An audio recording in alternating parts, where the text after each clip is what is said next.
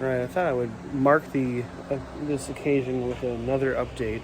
It's been a while, but I think I've made a major milestone here after uh,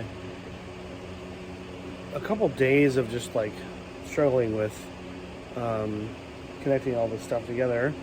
I finally really sat down and I think I understand this stuff. So here's the scene.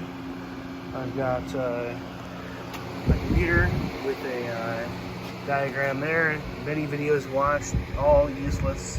I have my instruction manual, also useless.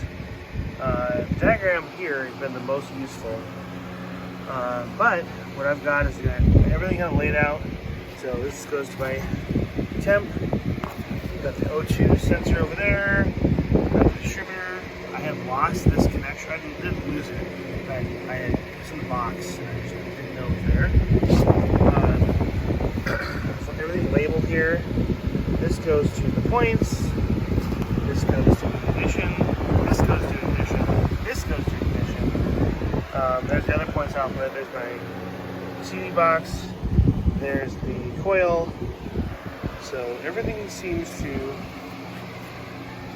make sense to me now, and that's saying a lot because I did not understand any of this maybe a half hour ago. So that's a great thing.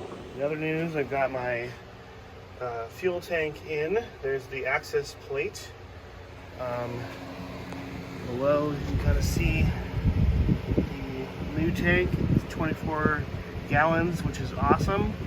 That is a 7-gallon increase over the stock tank. I should also mention this is my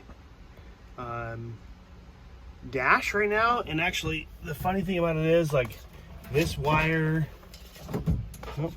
well, it's stuck on something, but it's useless now. This is disconnected. I basically just ripped out a bunch of wiring.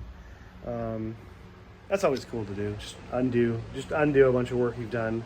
But you know, it's like 2 steps forward, 1 step back, right?